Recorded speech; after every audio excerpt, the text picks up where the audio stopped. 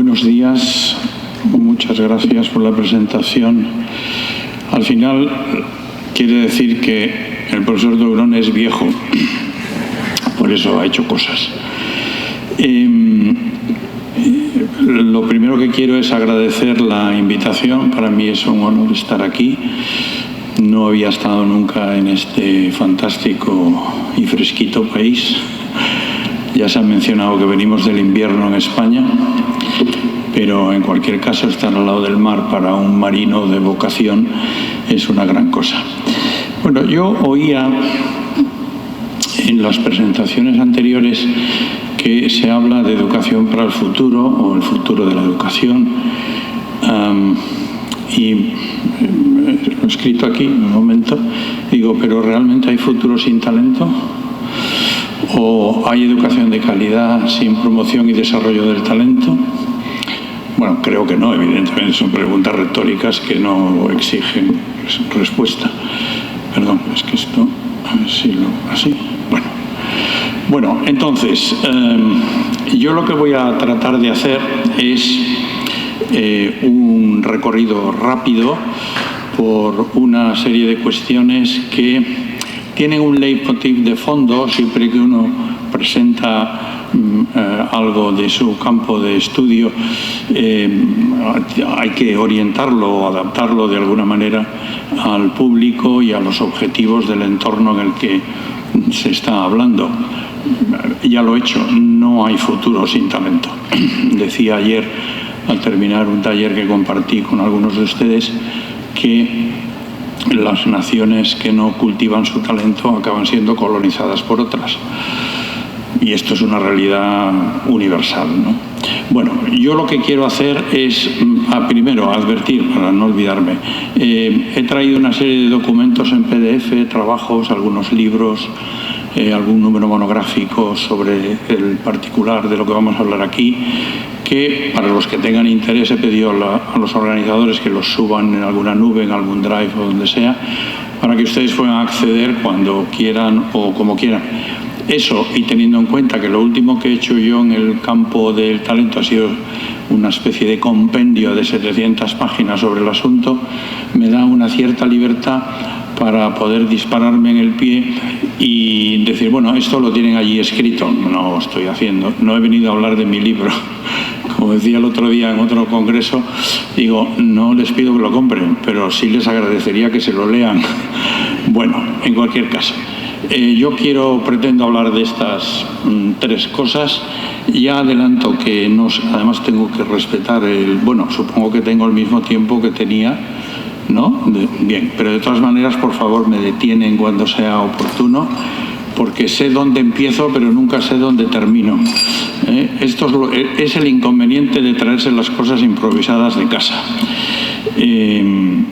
De todas maneras, como luego hay un ponente mucho más ilustre que dirá cosas muy interesantes, voy a procurar contenerme a la hora que estaba adjudicada. Bueno, quisiera hablar un poco de estas tres cosas. Lo que figura allí a la derecha es uno de esos handbooks que los norteamericanos suelen publicar y que son muy interesantes porque son compendios de investigación muy relevantes. Y este es uno de los últimos que se hizo. Creo que ya no está in print, pero se puede conseguir en versión PDF. Bueno, ¿por qué digo esto? Porque ordinariamente todo el mundo cree tener una opinión sobre todo, particularmente si es en educación. Yo a mis alumnos solía decirles, medio en broma, pero bastante en serio, digo, ustedes nunca discutan de nada, de ningún tema educativo con nadie, pero si van a hacerlo, háganles tres preguntas. Primero, oiga, ¿usted sobre esto qué ha leído? ¿No? Claro, cuando uno le manda un artículo de una revista sobre un tema que uno conoce para que lo evalúe a ver si se puede eventualmente publicar o no, lo primero que solemos hacer es ir a la bibliografía, porque lo que cites y lo que hayas dejado de citar te deja perfectamente retratado.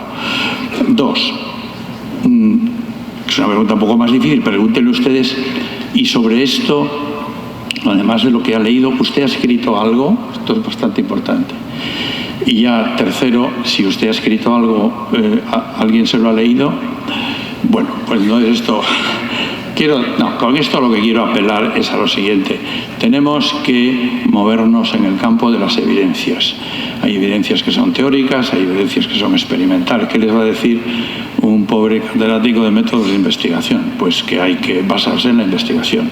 Las opiniones son respetables solo cuando tienen fundamento, porque hay muchas opiniones que la gente tiene que no son nada respetables, porque no tienen ningún fundamento o porque son terribles, ¿no? Bueno, yo quiero hablar de estas tres cosas. ¿Cómo se entiende hoy la capacidad y el talento? ¿Cómo podemos identificarlos? Hay que pasar de la reacción, yo no lo veo, yo esto no, a la acción, y luego, si es posible, que la escuela pueda ser un ámbito de desarrollo del talento. Bueno, voy a ir muy rápido porque sí, porque no tenemos tiempo y además porque tampoco hace falta contar todo con detalle, que esto no es una clase. Con esto quiero representar, voy a tratar de ir sintetizando. Esto lo que quiere decir es que hemos recorrido mucha trayectoria, la investigación, la psicología, la psicometría, los modelos de análisis de datos han recorrido una larga trayectoria en los 2 últimos siglos, ¿no? Y el estudio de la capacidad, que es más bien en lo que yo me voy a detener aquí, del talento, sobre todo el talento académico, aunque me alegra la referencia que se ha hecho a otras dimensiones no cognitivas. La dimensión cognitiva es una parte de la película, pero ni siquiera la más importante. Bueno, lo que digo, hemos pasado de modelos de dominio general, donde la inteligencia y el estudio de las altas capacidades se consideraban una realidad, la inteligencia se consideraba una realidad unitaria, porque tampoco había modelos de análisis para poder estudiar una realidad de dominios específicos, que fue después, donde ya no solamente se habla de qué es la alta capacidad, sino los investigadores ya se preguntan sobre los modos de ser de alta capacidad, porque las personas de altas capacidades en plural, son muy diversas y pueden serlo en unos campos y no en otros, evidentemente. Pero claro, pronto se llegó a pensar que tampoco esto era suficiente, porque interviene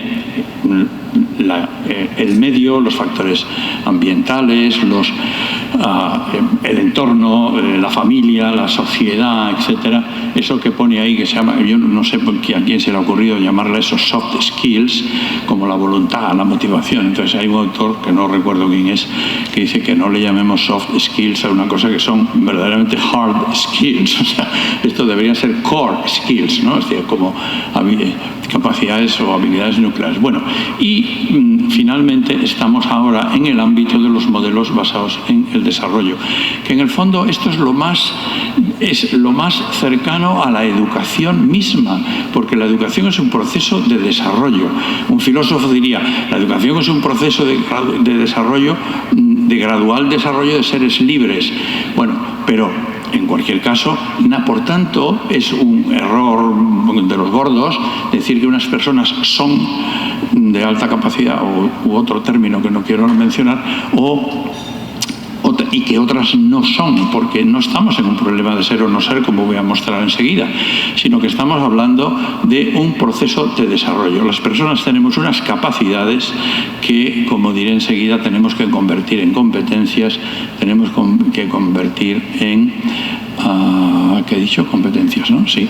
Bueno, por tanto, las aptitudes han de trasladarse y las capacidades naturales han de convertirse en talentos, como veremos enseguida. Bueno, hay algunos modelos que se han propuesto, no se asusten porque no voy a desarrollarlos, solo voy a hacer unas pinceladas de algunos de ellos, que son los modelos más defendidos por la academia. ¿Por qué? Porque tienen un soporte teórico más importante y porque tienen un soporte de investigación muy relevante. Y por lo tanto se han utilizado para conceptualizar a las personas que tienen este tipo de características, naturalmente en grado diverso y por tanto diversísimas entre sí, y también se han desarrollado a partir de aquí estrategias y procedimientos educativos para el mejor desarrollo del talento de las personas. Curiosamente, cuando atendemos a estos aspectos en las personas más capaces, lo que hacemos es mejorar la educación de toda la escuela, ¿no? Por las razones que ya veremos. Bueno, entonces, diversos modelos. Quiero mencionar muy brevemente, que a ustedes les sonará porque es el modelo de los 3 anillos, que sistemáticamente hay gente que se empeña, diré gente en general, en tomarlo como un modelo de identificación, y entonces lo que van buscando es a ver si se encuentran personas para que pues, se puedan intersectar esos anillos, de modo que los que están ahí en el centro serían los elegidos. Pero resulta que cuando uno va a las fuentes, y esta fuente es el profesor Renzulli, que es yo creo que la eminencia viva ahora mismo más relevante del mundo en este campo, bueno, dice unas cosas que ya verán ahora cómo ponen la cuestión en otro lado. Lo que está ahí en la intersección de los anillos es lo que se suelen llamar los gifted behaviors, es decir, las conductas dotadas. Es posible que cuando hay una capacidad por encima de la media, no necesariamente extraordinaria, no necesariamente muy extraordinaria, pero hay un cierto compromiso con la tarea, una cierta creatividad, etcétera, eso quizá dé lugar a conductas dotadas en algunas personas, en algunos ámbitos, en algunos momentos de su vida. Es decir, que mientras que las capacidades intelectuales suelen ser relativamente estables, ni la motivación, ni la creatividad, ni el compromiso con la tarea lo son, sino que estas son más bien contextuales y por tanto varían. ¿A ustedes les gusta todo? No. ¿Ustedes están motivados por todo? No. Pues yo tampoco. Pues los niños tampoco. Entonces, esto es cambiante. Pero lo más interesante, y por tanto, esto significa, cita, que el término dotado es preferentemente un adjetivo, más que un sustantivo. No se trata de hablar de un estado del ser. Y esto se entiende muy bien, que digo, si tomamos aquí ahora un ejemplo del deporte, ¿verdad? Un deportista, uno no es ganador del Tour de Francia.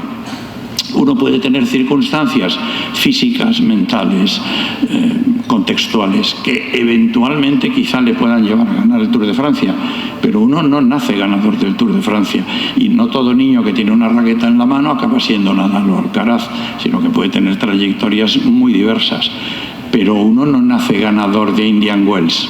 Esto cualquiera lo entiende. Si hablamos de la música, por ejemplo, pues este mismo esquema hay que aplicarlo cuando se habla de los ámbitos académicos. Por tanto, no estamos hablando de un estado del ser y, por lo tanto, no estamos hablando de que unos son y otros no son.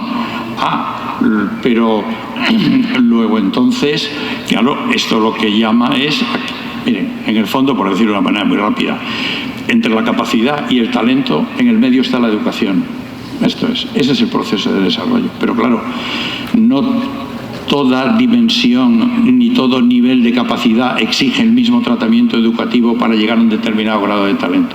Hay algunas personas que subirán el Tourmalet no sé por qué siempre pongo este ejemplo, porque yo no me he dedicado al ciclismo, pero bueno, el Tourmalet es una montaña en Francia, ¿verdad?, muy empinada, y allí los del Tour de Francia. Pero fíjense, para entender además que no solamente no estamos hablando de un estado del ser, estamos hablando de personas terriblemente diferentes entre sí, con circunstancias muy distintas. Me sirve el ejemplo del Tour de Francia. ¿Cuántos corredores hay? 200, más o menos, ¿eh? Hablo en conceptos, no en números exactos, me da igual. ¿Cuántos pueden ganar en el Tour de este año? Pues los expertos nos dirán, pues 2 o 3, nada más. Oiga, los otros 200, ¿ustedes se imaginan haciendo bicicletas si practican, son de estos del cicloturismo del fin de semana, entrenando o saliendo con cualquiera de los 200 corredores del Tour de Francia? ¿Dónde se quedarían y cómo? Pues esto es lo mismo. No todas las alturas son como las de los jugadores de la NBA. Por tanto, entender la cuestión de grado es muy relevante. Bueno, vamos allá. Muchas de estas cosas las tienen en esos PDFs que les he dado. También yo tengo, perdón, Yo tengo un blog que se llama javiertaurón.es, donde ahora ya no escribo mucho o casi nada, pero hay muchas cosas escritas, como 700 entradas, donde muchos de estos temas se tratan, son lecturas breves para el que no necesite leer mucho más. Pero en cualquier caso, tienen también el número monográfico de... Ah, qué bueno, es que el puntero no funciona ahí, sobre esa pantalla. Aquí sí.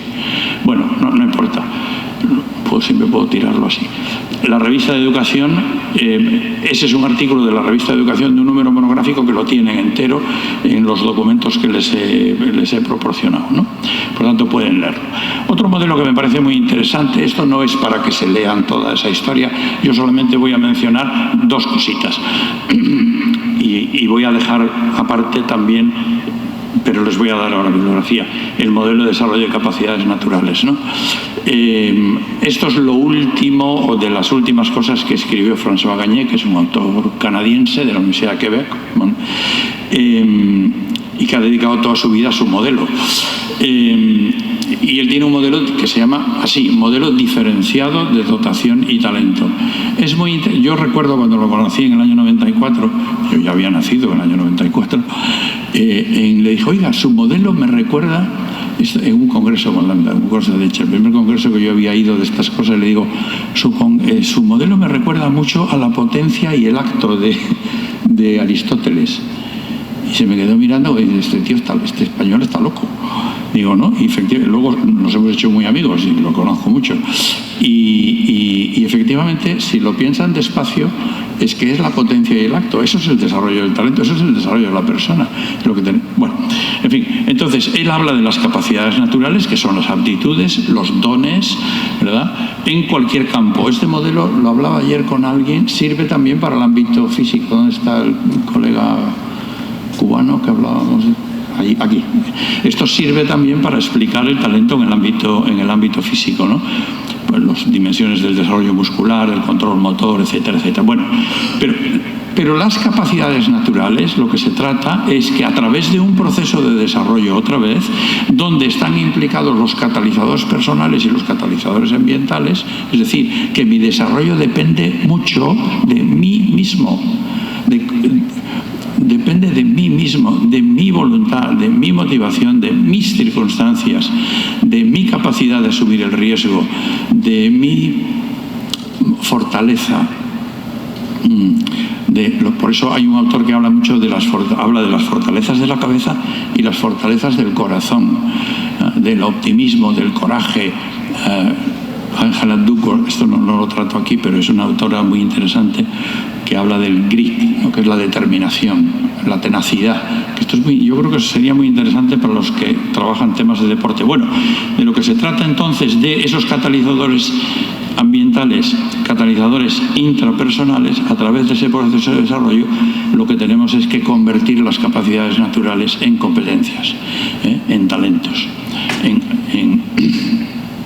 Es evidente que cualquiera lo puede entender, es evidente que hay una gran distancia entre tener un razonamiento abstracto X, un razonamiento verbal, cuantitativo, y dominar la geometría euclídea, por decir algo, o dominar las ecuaciones de segundo grado, o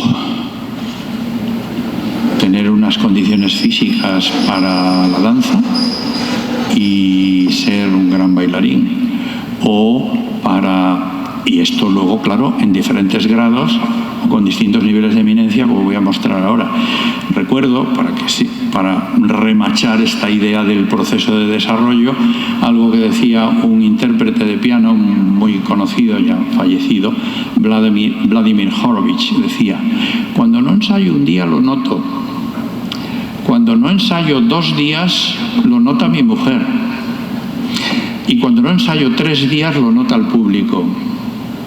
Bueno, pues esta es la idea, es decir, que al final el talento es el logro de las capacidades sistemáticamente desarrolladas conocimientos, destrezas, al menos en un campo de la actividad humana, ya sea intelectual, física, deportiva, artística, del tipo que fuere, ¿no?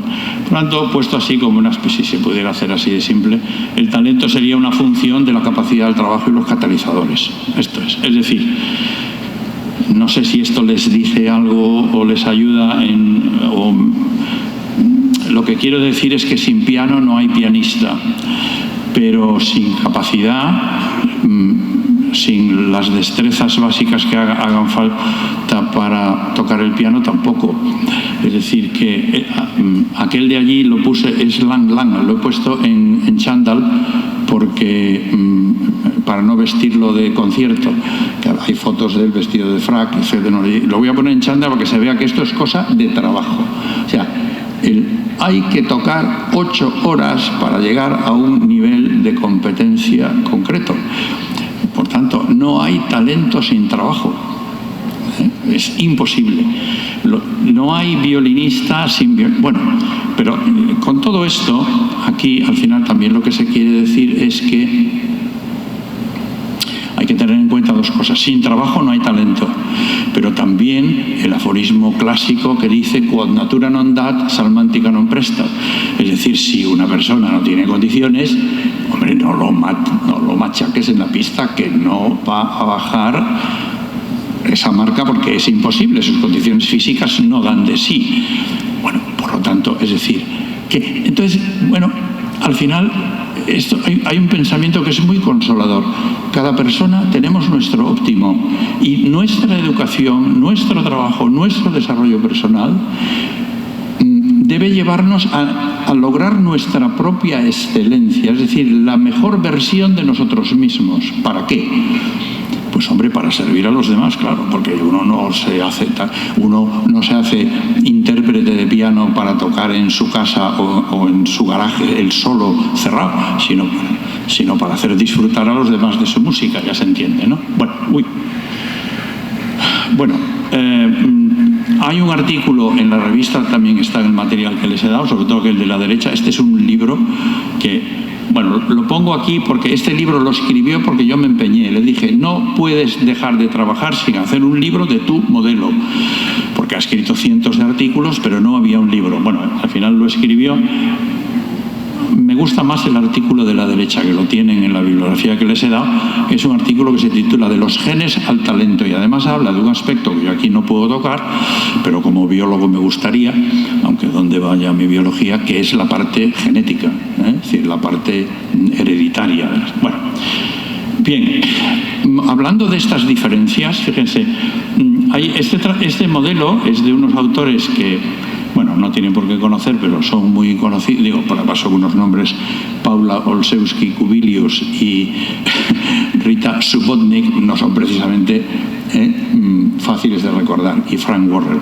Pero este es un modelo que han desarrollado que es muy interesante. Solo quiero que se fijen en una cosa: potencial, rendimiento, eminencia. Capacidad, competencia, ahí se ha colado, no sé por qué. Esto, bueno. Falta, la letra está, lo que pasa que por lo que sea se ha debido comprimir la imagen y ha desaparecido, ya lo siento. Pericia, eminencia. No todas las personas llegan a la eminencia, lo que decía antes. No todas las personas ganarán Roland Garros, pero pueden ganar otras cosas.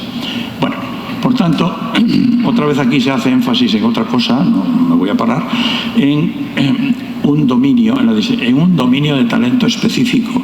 Es decir, las personas no tienen que ser buenas en todo, no tienen que destacar en todo, basta con que destaquen en algo. Es decir, que las personas podemos tener necesidades muy diversas, en ámbitos muy diversos y en momentos muy distintos. Y la educación, la escuela tiene que... Sí, pero si no, ¿cómo vamos a hablar de una educación de calidad? No hay una educación de calidad si no conseguimos el óptimo de cada persona. Si no ofrecemos las oportunidades para que cada persona con su trabajo consiga su óptimo desarrollo, esto es evidente, ¿no? Y, en fin, esto se puede argumentar desde muchos años. Bueno, se puede ver también las capacidades, y hay algún modelo en concreto, que este es el modelo de Pfeiffer, visto desde la alta inteligencia, el alto rendimiento o el modo para rendir de manera excelente, que esto es particularmente en el ámbito de los deportes. Bueno, este autor Bien, esta es una representación de ese.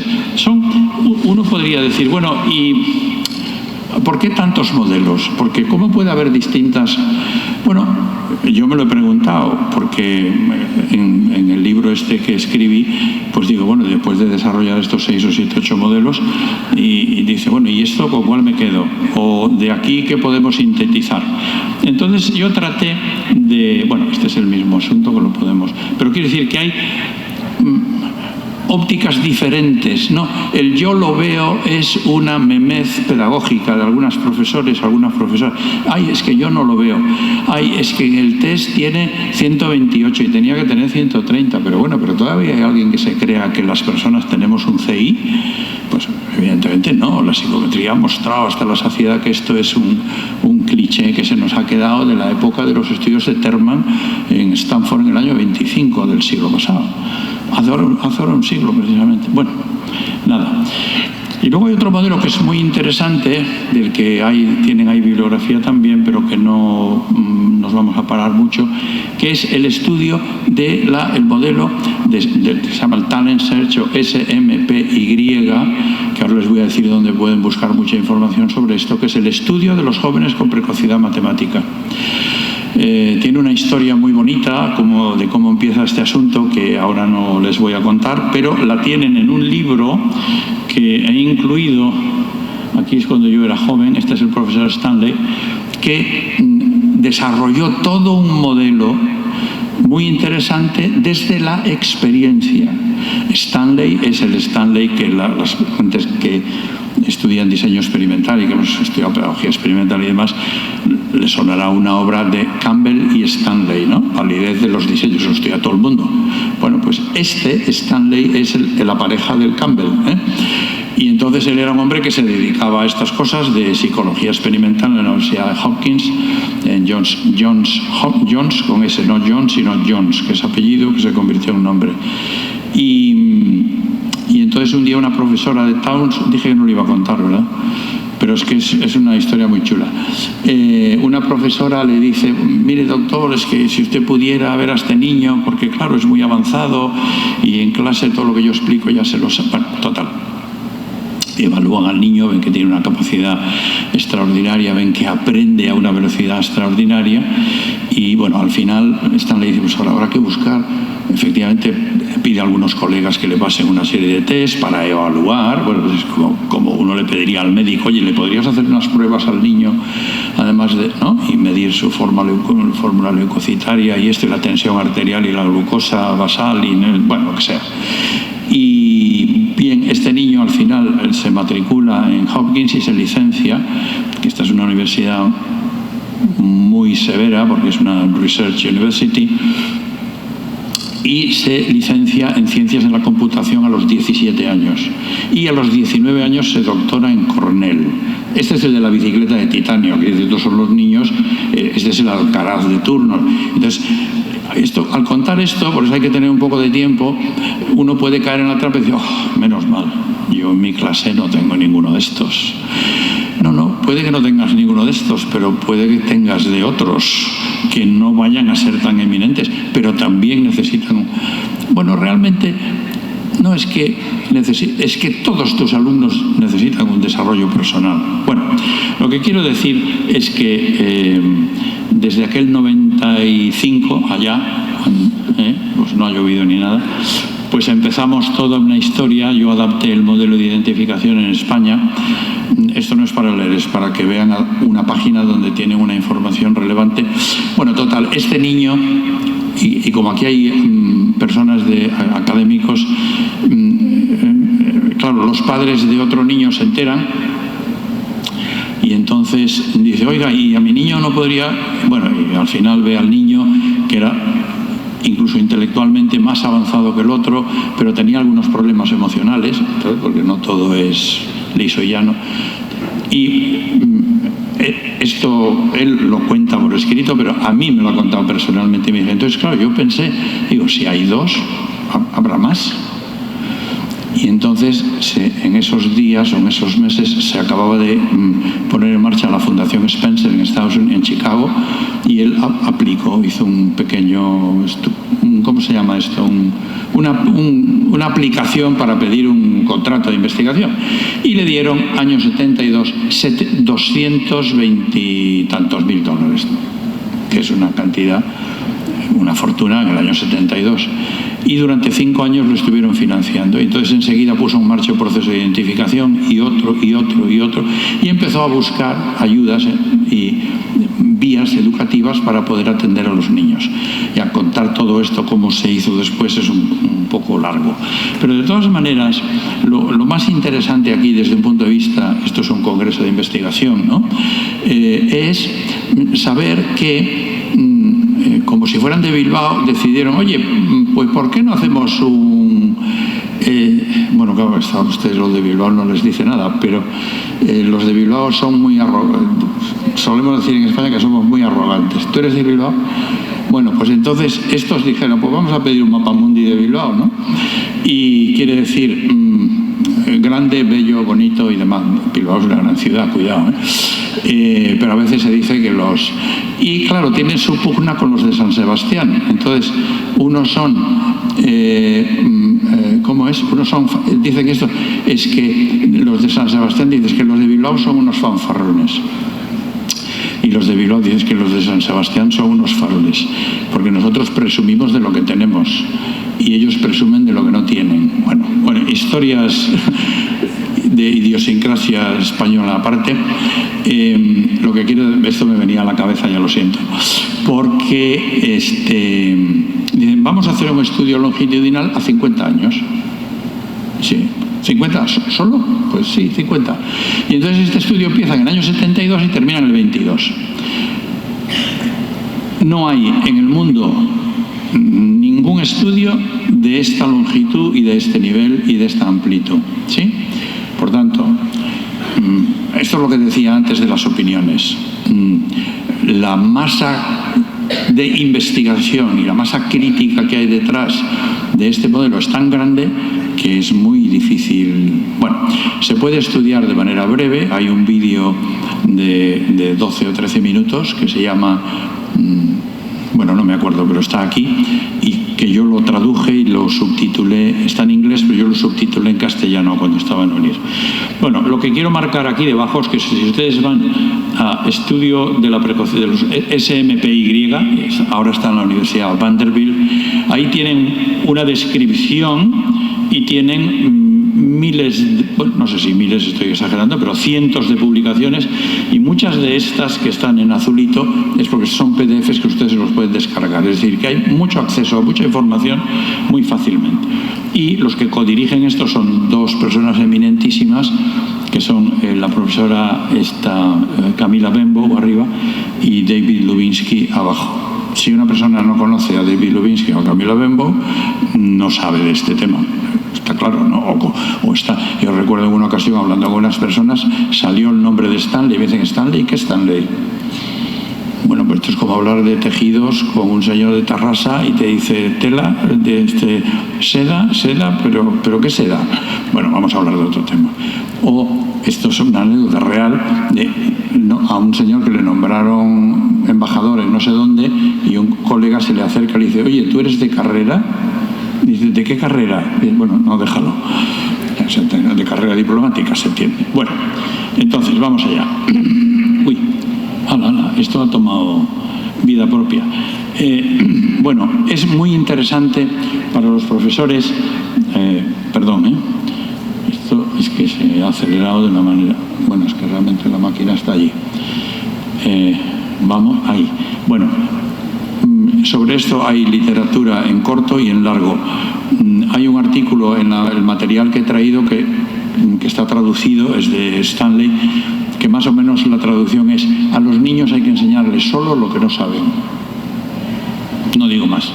Entonces, tanto el modelo de TPI como el modelo, lo que es el enfoque del Optimal Match, tiene mucho que ver con lo que supongo que me dará tiempo de decir sobre la personalización de la educación. Bueno, esto también lo tienen en la bibliografía, con lo cual ahora me lo dejo. Este es un número monográfico que es más difícil de encontrar porque no está en abierto y no se lo he podido, pero ahí está. Si tienen acceso a una biblioteca, a una base de datos, podrán verlo. Y este libro sí es del año 2005, pero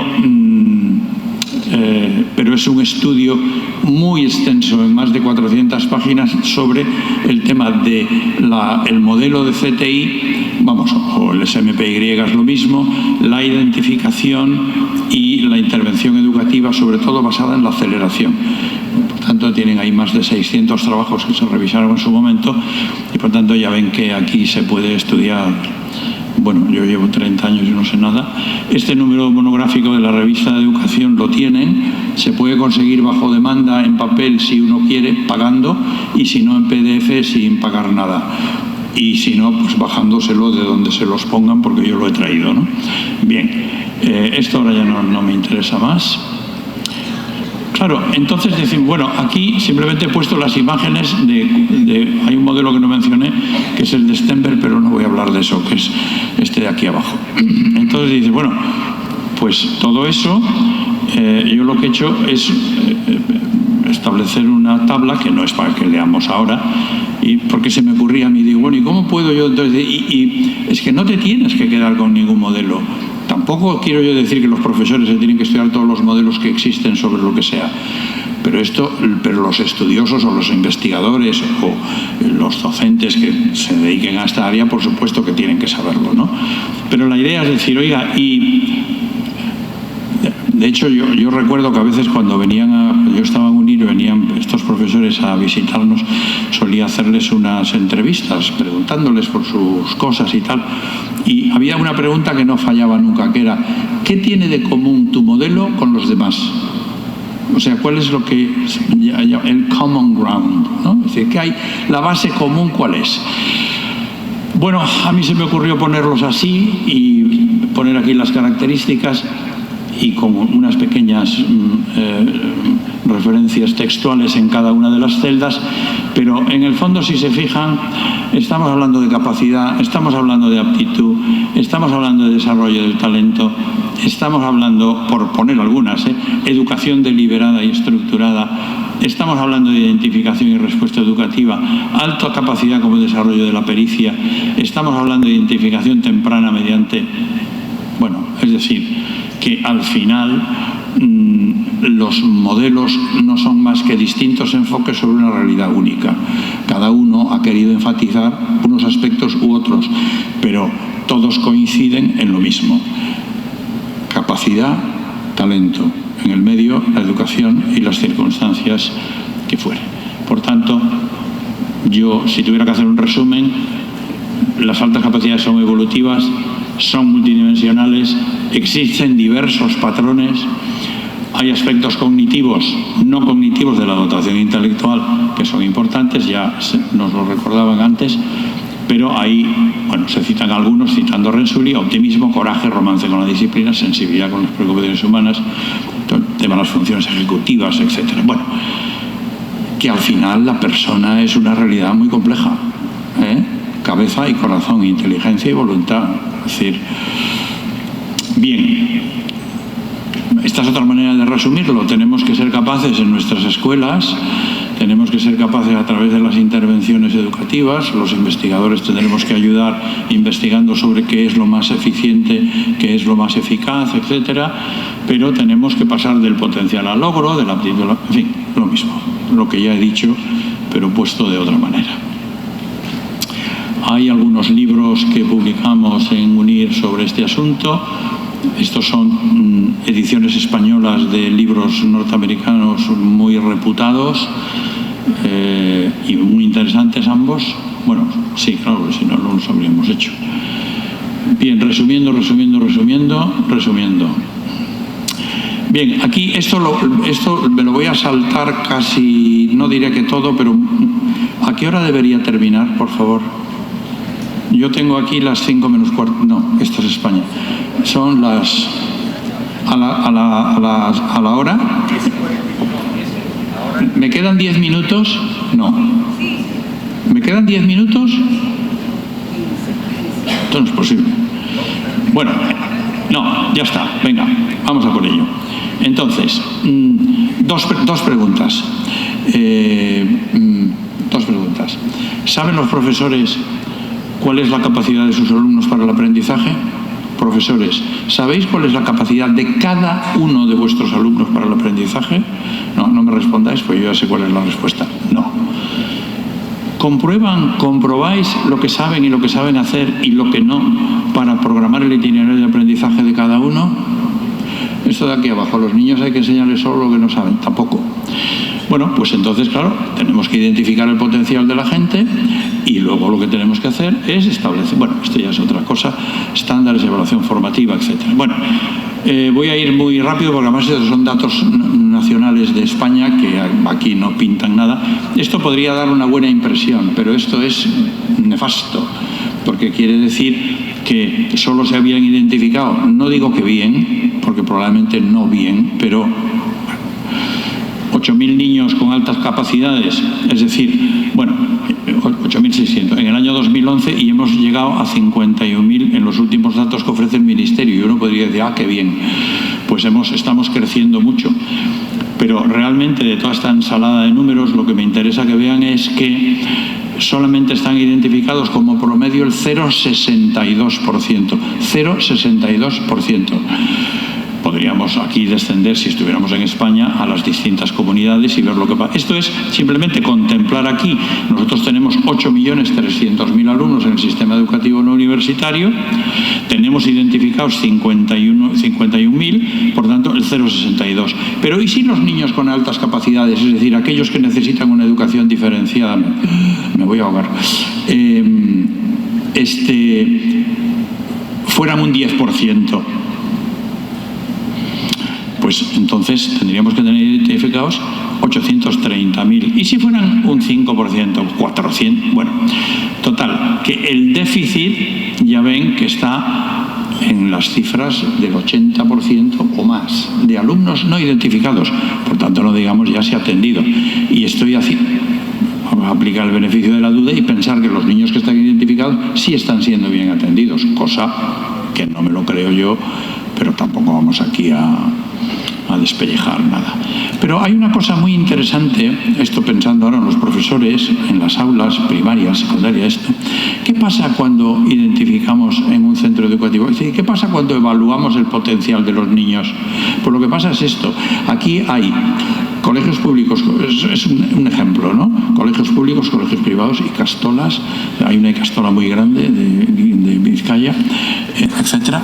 Bueno, pues lo que nos encontramos es que de los 1.293 niños que se han evaluado en distintos lugares, hay 178 que tienen un percentil 95 o más, el 14%. Por tanto, lo que quiere decir es que los niños están ahí, simplemente están esperando que alguien los identifique. Bueno, bien, esto es lo del estudio longitudinal del SMPY. Bien, en el fondo, el tema, lo que tendríamos que fijarnos es en estas tres dimensiones, a mi juicio. Competencia curricular, y hay, claro, modelos, y además, bueno, se va a hablar luego por la tarde de la inteligencia artificial, que es la gran revolución que los profesores no han ni olfateado siquiera, pero que ya está aquí. Bueno, y ahora, y de repente encuentras legisladores que, fuera, ningún dispositivo electrónico en la escuela. Pero hace un poco tiempo era toda la escuela llena de dispositivos. Es decir, la gente tiene muy poquito criterio. ¿Por qué? Porque los que legislan y toman estas decisiones no son técnicos y no llaman a los técnicos para ver por lo menos, oiga, los que saben de esto, ¿qué opinan? Porque dice, hombre, es que sobre opiniones no hay nada escrito. Y dice, no, sobre opiniones está todo escrito. Lo que pasa es que tú no te lo has leído. Esa es la diferencia.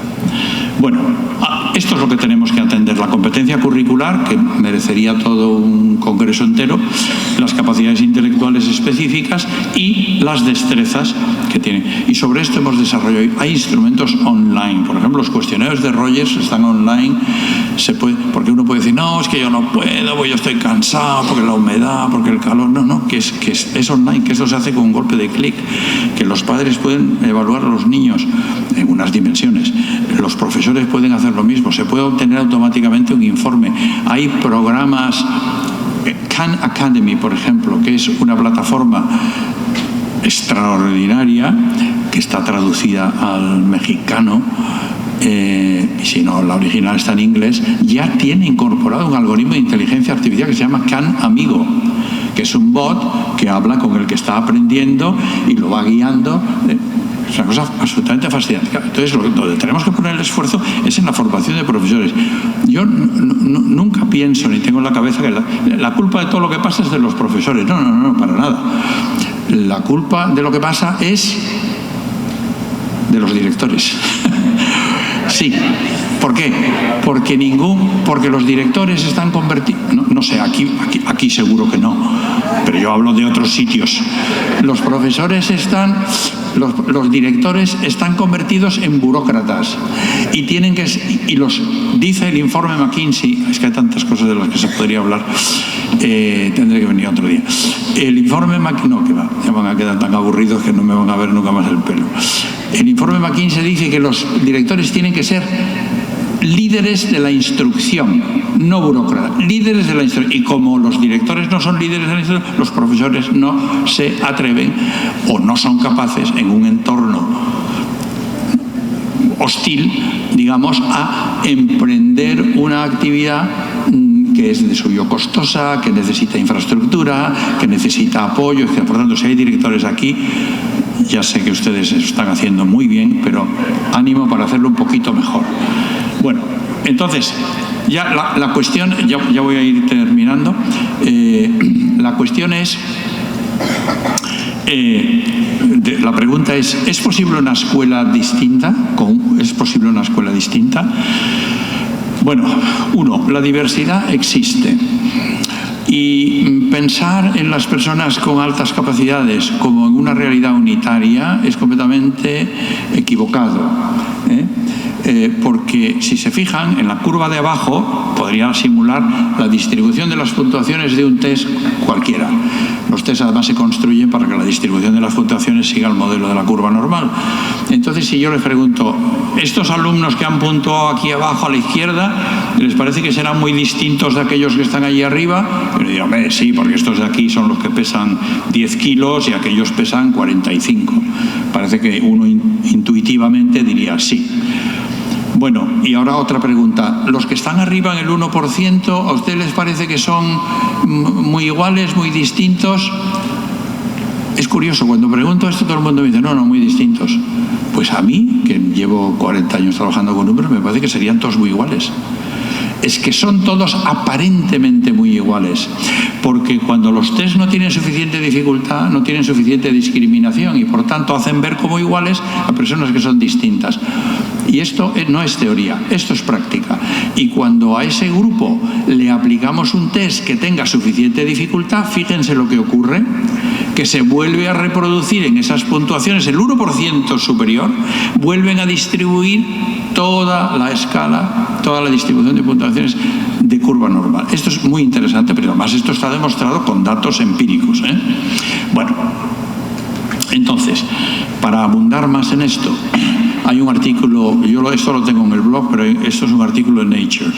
El percentil 99, han hecho un estudio, la gente del SMPY ha hecho un estudio que consiste en una muestra muy grande, dividir el percentil 99 en cuartiles, 1, 2, 3, lo que ven ahí, ¿no?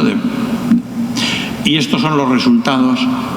Todos los resultados son excepcionales porque todos son personas de alta capacidad, pero no son iguales los resultados del que está en el percentil 99, punto, que el que está en el percentil 99,99. Es decir, las diferencias son enormes, pero esto no es chau, esto es la realidad. ¿Qué indicadores se han medido en este artículo? Cualquier doctorado, publicaciones en el área STEM, doctorados STEM, patentes, ingresos. Fíjense, Q1, Q2, Q3, Q4. ¿Se ve? Luego, para que me digan que la escuela está para promover la igualdad. Esto es una trampa mortal. Además es una trampa ideológica, no educativa. La escuela no está para promover la igualdad. La escuela está para promover la equidad. Y la equidad significa darle a cada uno lo que necesita, no darle a todos lo mismo. Hay niños que podrían, lo que ahí se representa, ¿verdad? Lo normal es, como promedio, que en 8 años los niños hacen 8 cursos. Pero hay niños que en 4 años hacen 8 cursos. O podrían hacerlos si no hubiera esa manía obsesiva de creer que el agrupamiento por edad es razonable. Entonces que todos los niños de 6 años tienen que estar en primero de primaria. Porque eso, miren ustedes, profesores, que lo sabrán muy bien, significa aceptar que todos los niños de la misma edad tienen las mismas necesidades educativas. Y eso es mentira.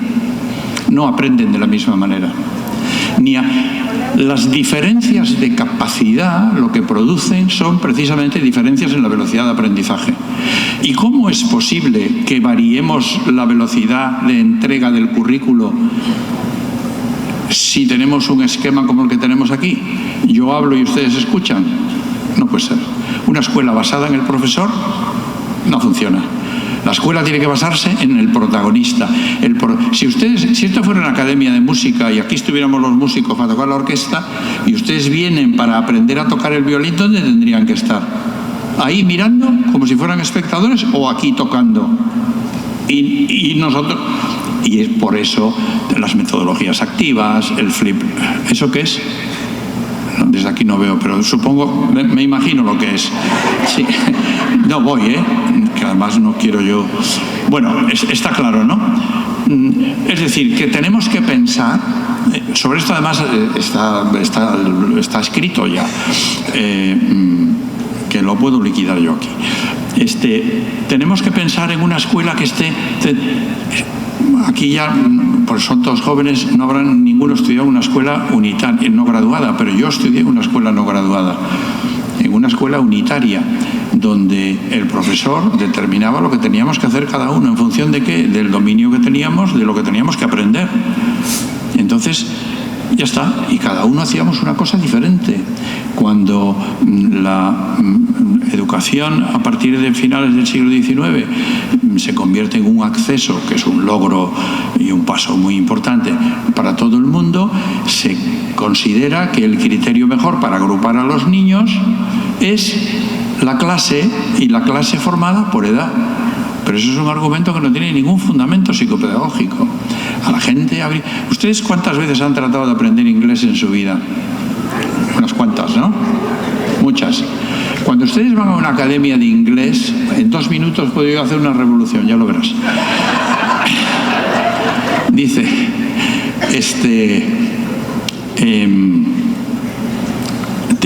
llegas y te hacen un test que se llama placement test, ¿no? Que ya el nombre ya lo dice todo. Uy, vamos mal. Y luego tienes una entrevista allí con alguien y hablas un poquito, sorry, not speaking English good, tal, esto, lo otro, tal. Y te, bueno, ¿y usted cuántos años tiene? Y yo 73. Y bueno, le vamos a poner a usted en nivel 2. ¿Cómo? ¿A mí me va usted poner nivel 2 después de todo lo que yo llevo trabajado en la vida? Sí, es que ¿sabe qué pasa? Que aquí a la gente la colocamos en el nivel que corresponde en función de su competencia lingüística con el idioma, no en función de su edad. Y eso todo el mundo lo entiende, porque si te ponen en el nivel 6 del Instituto de Idiomas, que están estudiando a Shakespeare y esto y lo otro, y yo aquí no entiendo nada, ponme el nivel 5. Es decir, y entonces esto en el fondo, ¿saben lo que es? La zona de desarrollo proximal de Vygotsky. Ni tan difícil que no llego, ni tan fácil que me desentiendo porque lo domino. Pero, por tanto, lo que tenemos es que pasar de un mismo currículo para todos, con la misma dificultad, la misma velocidad, el mismo nivel de reto, a un currículo que difiere en dificultad, en velocidad. ¿Y eso cómo se hace? Pues siendo el protagonista el que aprende. O es que yo me he perdido y hay otro protagonista que no es el que aprende. Tenemos que devolver al alumno el protagonismo que por la naturaleza de las cosas le corresponde. tiene que dejar de ser un sujeto paciente. Esto en la universidad sabemos muy bien cómo va, ¿no? Porque esto es somnífero por vía auditiva. Entonces, dice, pues tiene que dejar de ser sujeto paciente para convertirse en sujeto agente. Solo aprendes, hay un autor que dice,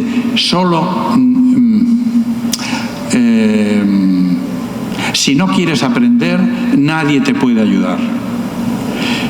Pero si quieres aprender, esto no me lo creo lo que voy a decir, pero el autor lo dice, pero si quieres aprender, nadie te podrá frenar.